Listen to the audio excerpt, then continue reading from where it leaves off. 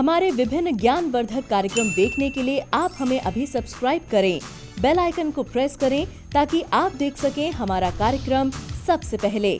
और अधिक जानकारी के लिए फेसबुक पेज को लाइक करना न भूलें। जय माँ इंद्राक्षी धाम में दर्शकों आप सभी का हम हार्दिक स्वागत करते हैं। आज के दिन जिन जातकों का जन्म दिवस है, मैरिज एनिवर्सरी है, उन सभी को हमारी तरफ से बहुत बहुत शुभकामनाएं। आज भगवती कालरात्रि का पूजन है।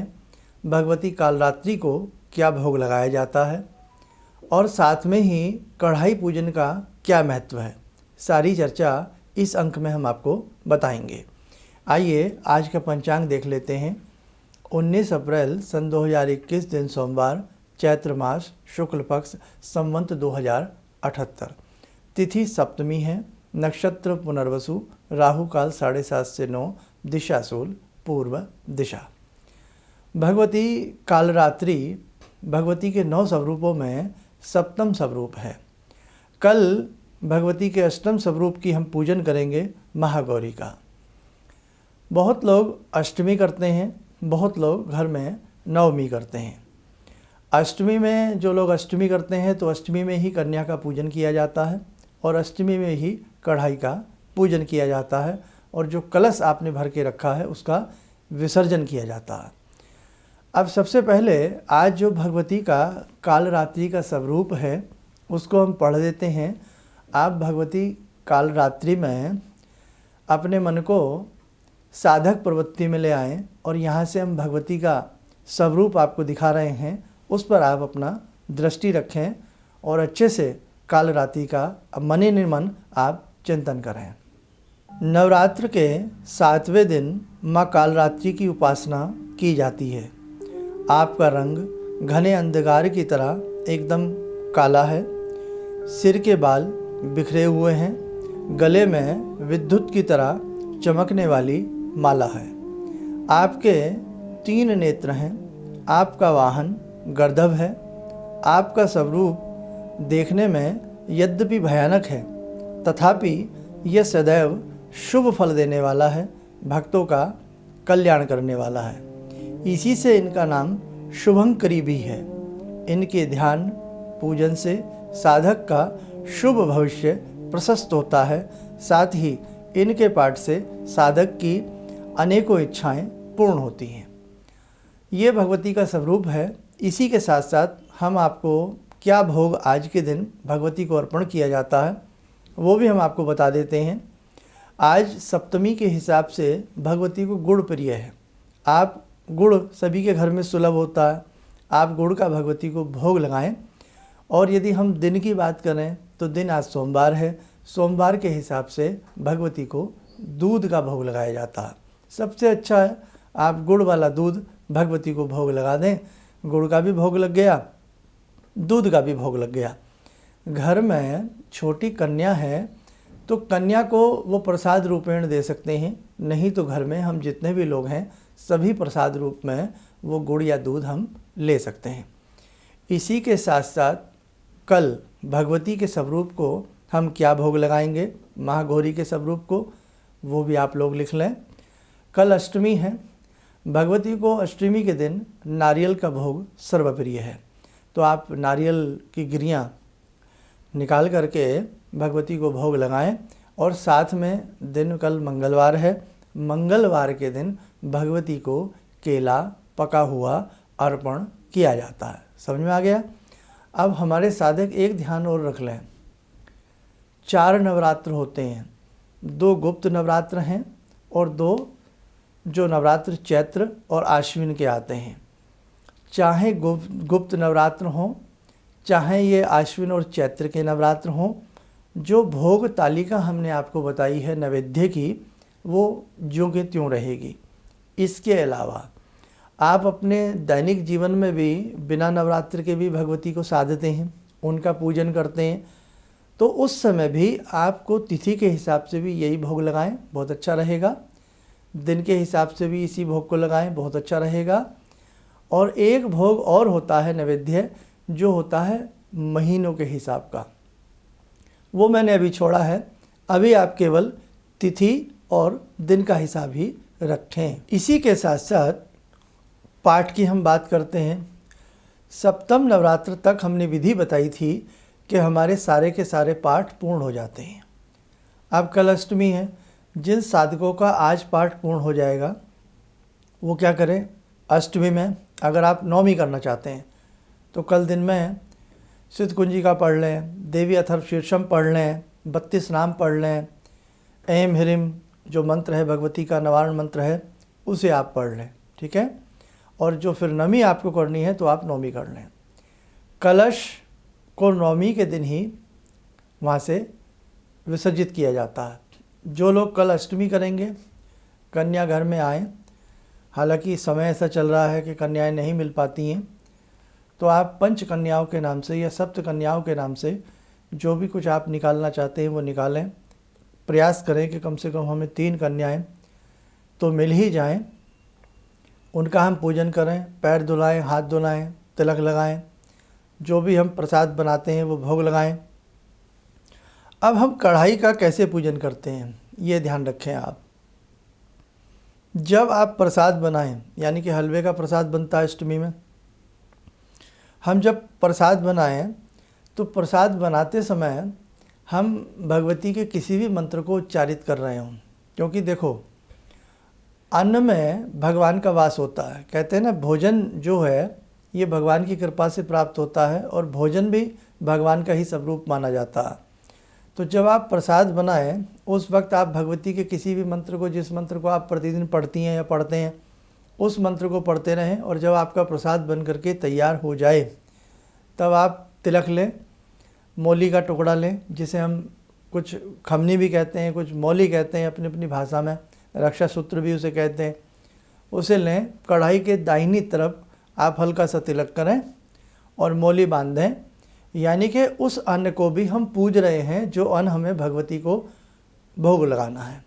अब उस कढ़ाई में से थोड़ा सा प्रसाद निकालें, पहले भगवती को भोग लगाएं और उसी भोग लगाए हुए प्रसाद में से यदि कन्या आपको मिलती हैं तो कन्याओं को दें और बाकी थोड़ा सा बचा करके आप अपनी कढ़ाई में मिक्स कर लें। ये मैंने सूक्ष्म तरीका आपको बताया है। दूसरी बात, जो नारियल आप कलश के ऊपर रखते हैं वो भी आपका एक अहम सवाल होता है। उस नारियल का क्या करें? कायदे में तो वो नारियल छीला जाता है ऊपर से, और छीला जा कर के वो भगवती के ही दरबार में उसको ठक देनी तोड़ा जाता है। तोड़ने के उपरांत उस नारियल की फिर गिरियाँ प्रसाद के रूप में हम वितरण कर सकते हैं। और जो भी आपकी अपनी प्रपाटी है, अपने तरीके से जो बाकी की चीज़ें आप करते हैं कर लें। अब उस नारियल में जो जल है थोड़ा बहुत मिले, प्रसाद स्वरूप में काम ले सकते हैं। अब जो कलश के अंदर जल है ये बड़ा कीमती होता है, क्योंकि वरुण देवता का जब हम पूजन करते हैं तो समस्त देवी देवता जल के अंदर निवास करते हैं। आपने देखा भी हो, दुर्गा सप्तशती जब आपने पढ़ी हो तो आपने देखा भी है कि कमल की नाभि में से निकल करके, भगवान विष्णु की नाभि में से निकल करके कमल के पुष्प के ऊपर कैसे ब्रह्मा जी बैठे हुए हैं, और जो भगवान विष्णु हैं वो क्षीर सागर में शयन मुद्रा में है। तो जल में देवी देवताओं का निवास होता है। अब ये जो जल है ये आपके घर में शुद्ध हो गया, अपने घर के कोने कोने में इस जल के आप छींटे दें, चाहे नवारण मंत्र पढ़ के दें, चाहे गायत्री मंत्र पढ़ के दें, या आपको मंत्र आता ही ओम धौ शांति अंतरिक्ष द्वयम शांति ही पृथ्वी ही आता है तो पढ़ लें, नहीं तो गायत्री मंत्र पढ़ते हुए, नमः शिवाय मंत्र पढ़ते हुए, अम्बे का मंत्र पढ़ते हुए घर में छींटा दें। लैट्रिन बाथरूम में छींटा ना दें। जो आपके घर में कोई बीमार हो उसके ऊपर भी अभिसिंचन करें, सबके ऊपर छींटे दें, घर के सदस्यों के ऊपर। आपके घर में बाकी जो प्लांट हैं उसमें जल दे दें। जो किसान बंधु हैं हमारे, वो जहाँ पशु बांधते हैं, पशुशाला जो होती है, पशुओं के ऊपर भी छींटा दें ताकि पशु आपके निरोगी रहें, दुधावर बने, बीमार ना हो। आप बाकी का जल अपने खेतों में भी छींटा दे सकते हैं।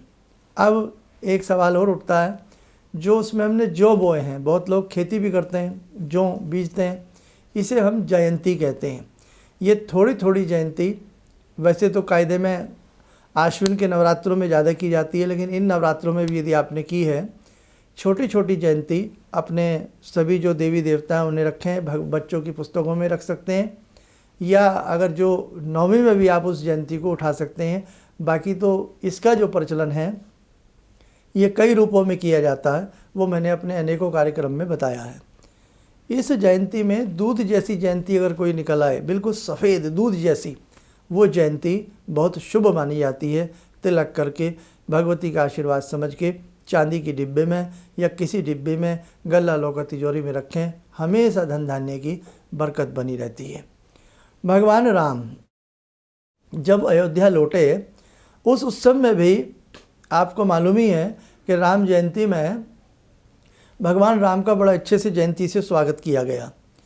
बहुत लोग आज भी रामनवमी के उपलक्ष्य में राम मंदिर में जाते हैं और ये जयंती भगवान श्री राम को भी चढ़ाते हैं।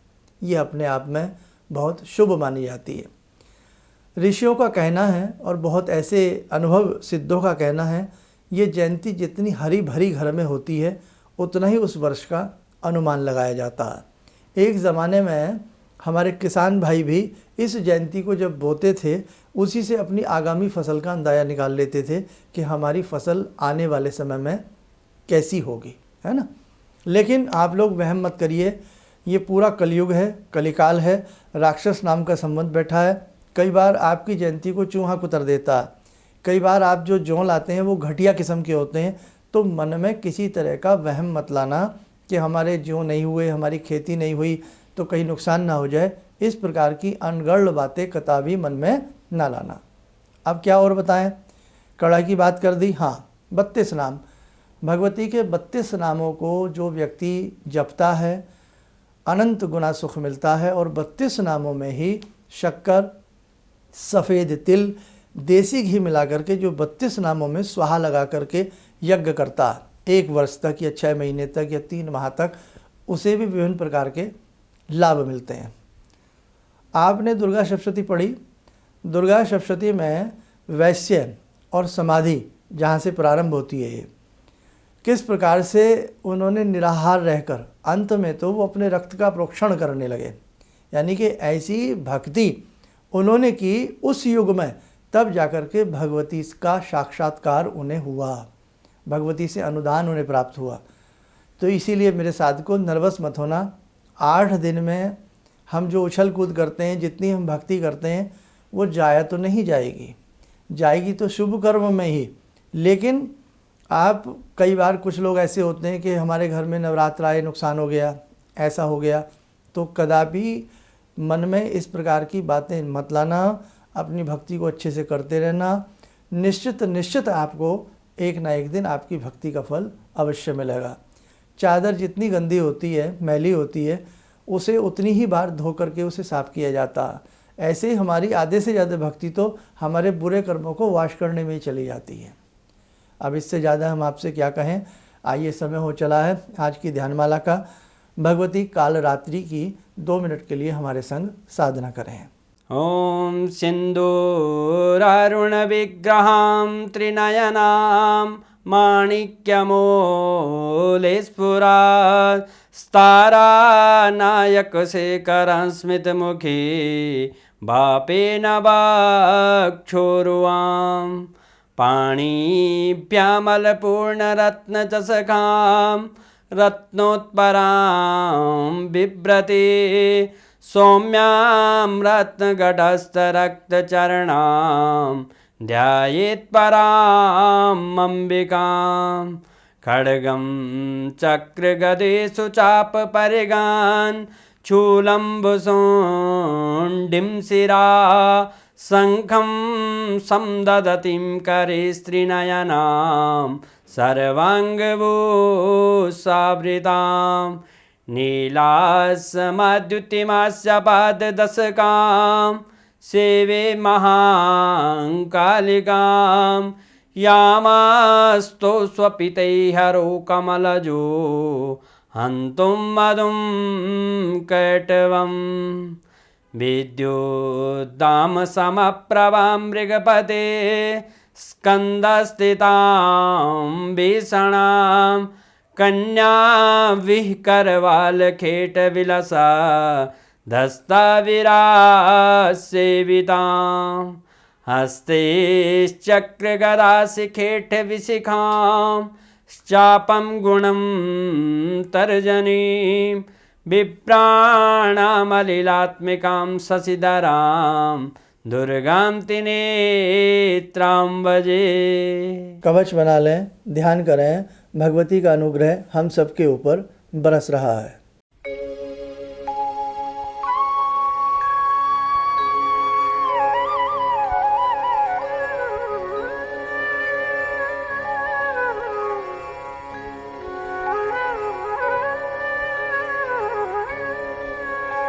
ओम बोलते हुए नेत्र खोलें और भगवती की एक बात हमेशा ध्यान रखें, दुर्गा सप्तशती पढ़ने वाले साधक, भगवती ने क्या कहा है कि मैं हजारों रूप धर के धरा पर सदैव के लिए रहूँगी। आप मुझे अनेकों रूप से जानेंगे, अनेकों रूप से पुकारेंगे। और भगवती ने यह भी कहा कि इंद्र आदि ने जो मेरी स्तुतियाँ की हैं, मैं आपकी स्तुतियों से प्रसन्न हूँ।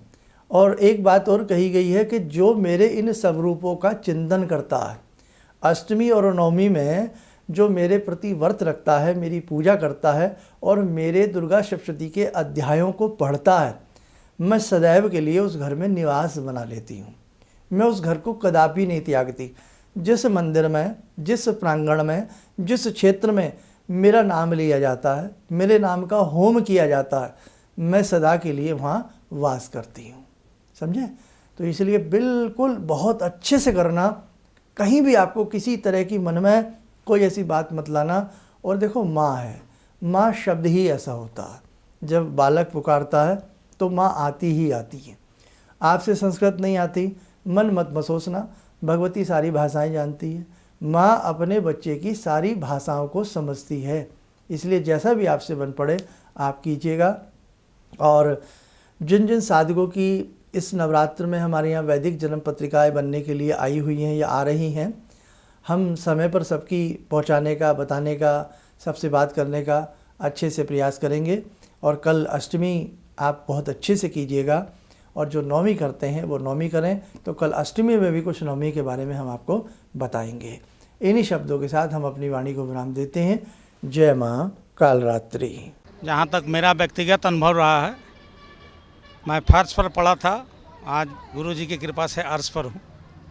गुरुजी ने एक मंत्र जब पहली बार मिला था तो मैं ऐसी परिस्थिति में गिरा हुआ था कि मेरे को ये लगता था कि मैं जिधर भी जाऊँ मेरे तरफ एक तरफ कुआं एक तरफ खाई वाली स्थिति मेरे साथ थी। और गुरुजी ने वहाँ उस वक्त तो मेरे को 2 मंत्र दिया कि इसका आप पाठ शुरू करो, और 2 दान की सामग्री बताई थी, और उसको मैंने शुरू किया। और उसके बाद से उस वक्त से लेकर आज तक मैं फिर जिस स्थिति में था वो पीछे मुड़कर मैंने नहीं देखा। किसी भी समस्या के समाधान के लिए मिले प्रसिद्ध हस्तरेखा एवं वास्तु विशेषज्ञ प्रोफेसर धर्मेंद्र शर्मा जी से। नोट: शिविर में भाग लेने हेतु एवं व्यक्तिगत रूप से मिलने के लिए कॉल करने का समय सुबह 10 बजे से शाम 6 बजे तक। हमारे विभिन्न ज्ञानवर्धक कार्यक्रम देखने के लिए आप हमें अभी सब्सक्राइब करें, बेल आइकन को प्रेस करें ताकि आप देख सकें हमारा कार्यक्रम सबसे पहले। और अधिक जानकारी के लिए फेसबुक पेज को लाइक करना न भूलें।